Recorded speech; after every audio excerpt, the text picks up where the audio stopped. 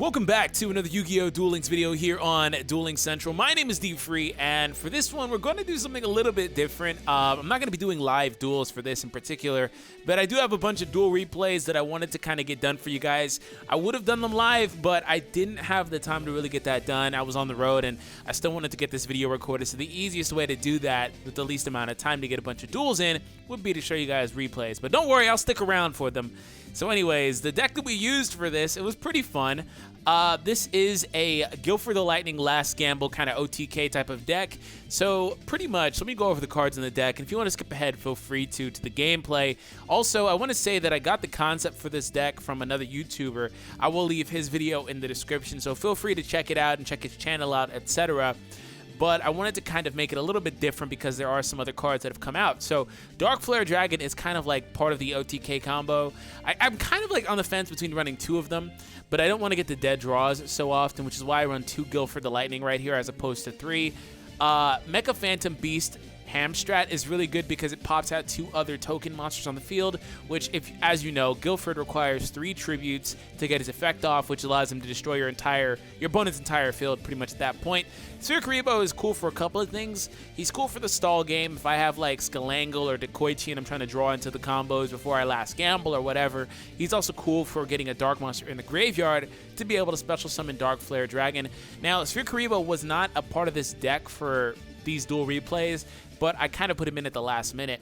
Now, Cosmic Compass is a very, very good card because it allows you to special summon token monsters to the field as well, depending on how many monsters your opponent has on the field.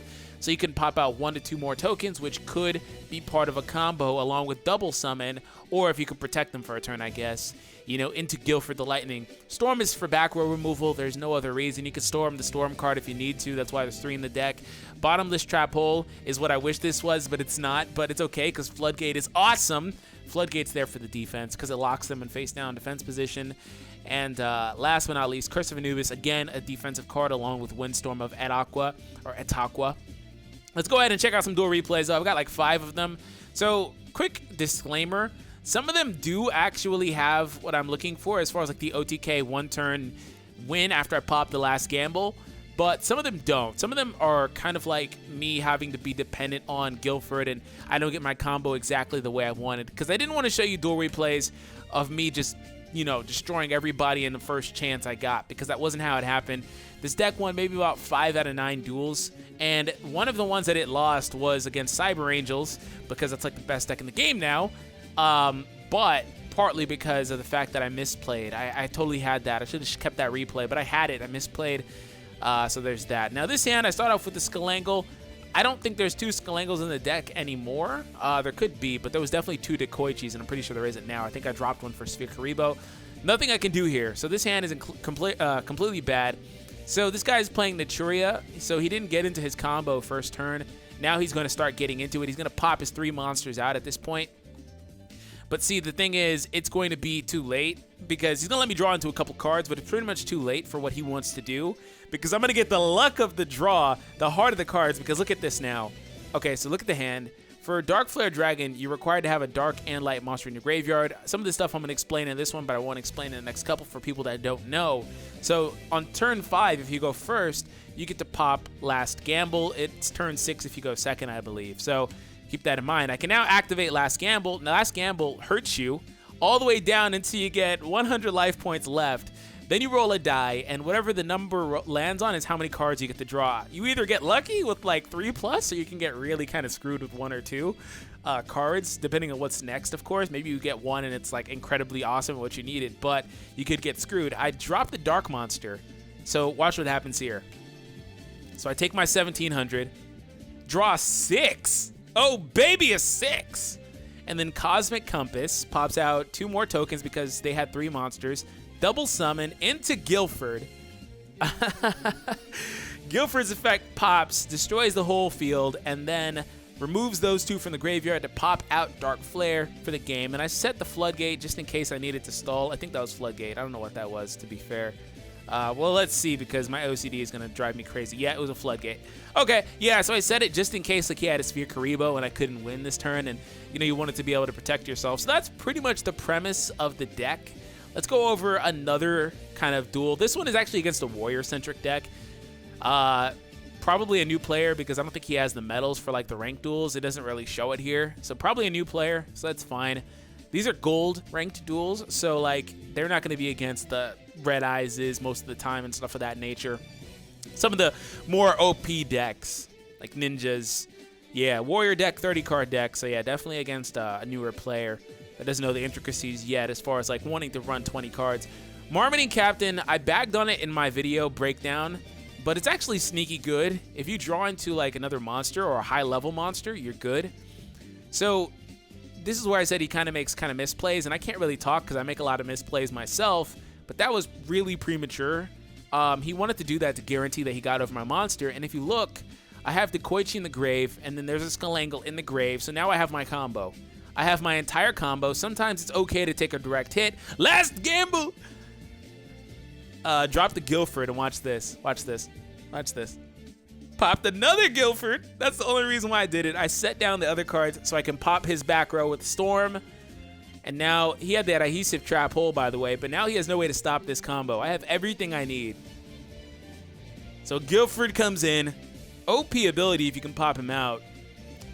And last but not least, Gilford's actually stronger on this field, but of course Dark Flare comes in by removing the monsters, and that's game again! It's just fun, man. This isn't like a most competitive deck, but it's a fun deck to run. In a minute, I'll go over some other like substitution options that you can run. Joey versus Yami. I think this is one of the ones where I didn't actually get my OTK combo. We'll see. Apparently, it doesn't actually show the badges here because I have like 3 of them, so I didn't show them for me either. So yeah, I take back what I said, but he still kind of did some misplays. The Metamorph wasn't even necessary, but to be fair, it got destroyed anyway. It wouldn't have helped him, but he did it way early. Sometimes I do stuff like that, though. Power of Dark, 22 cards. And then that's a Beast Hand. I start off with a Beast Hand as well. Got that Skull. He's going to destroy it. That's fine. I have to wait until turn 6. So I'm going to have to stall. I think I draw into a staller card here, like a trap or something. Okay, no. So I actually think I get lucky. He doesn't play another monster in attack mode, and he drops me to 200. 200 is about as low as it can get. You can technically get to 101 life points, I guess, and still be able to lose last gamble. But since it has to drop you down to 100, if you drop below 100, like 50, you can't use it. But look at that hand. I've got the cards in the grave. Look at the hand. Here we go again. This is one of them. This is one of them. Pop those. Got that 4. Anything higher than the 3 most of the time is good. And then I needed a compass. So the compass pops out up to 3 monsters, but since Duel Links is Duel Links, I can only bring out 2. I set those face down cards so I can destroy 2 cards that he had. Double summon allows me to summon again, and I tribute them for the Gilford for that OTK combo. Yeah, and in these duels, I didn't have Sphere Karibo in the deck. I honestly kind of didn't even feel like I need him, but what was happening is in the duels that I did lose, it was because I couldn't stall for like 1 more turn. Now, only running 1 Sphere Karibo may or may not remedy that issue, but it just kind of depends. This is against somebody running E-Heroes, so he was running an E-Hero deck. It was actually not a bad duel, to be fair. So we're going to run through this, and then I think the next one for sure I don't get my combo. I don't remember exactly what happened in this one as far as me getting my combo off, but I know for sure in the next one I don't, and I have to use Gilford specifically because I drew into a really wonky hand, and I think I had a last gamble off my Dark Flare, which I only run 1, so like if I run 1, I'm screwed. So Heat pops out, of course, instant 1800 attack monster. Don't know why that's still on. I'm pretty sure it was off, but I guess I turned it back on.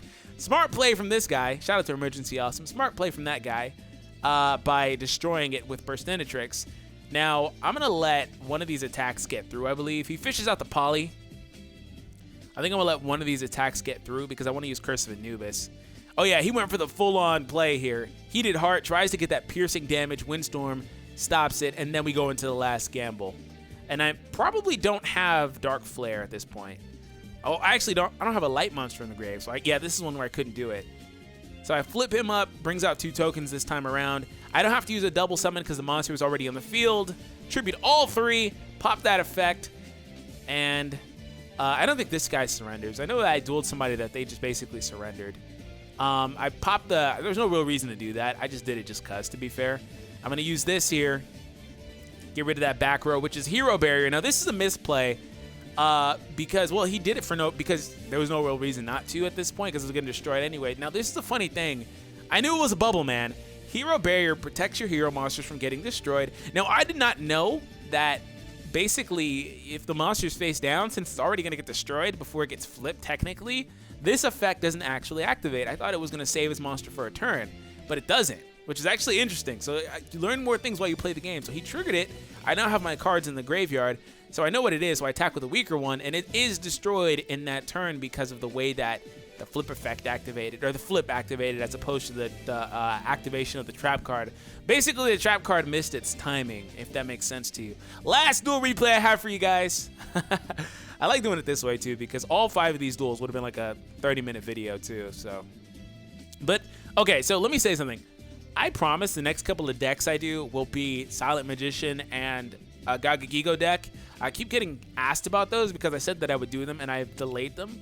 So I promise they will be the next couple of decks that I do. And then after this duel replay, we'll talk about deck change options for this deck specifically. All right, so I draw into a lot of defense and my Mecha Phantom. So I actually draw into Gilford next. So if I could protect my Phantom, I'm good to go.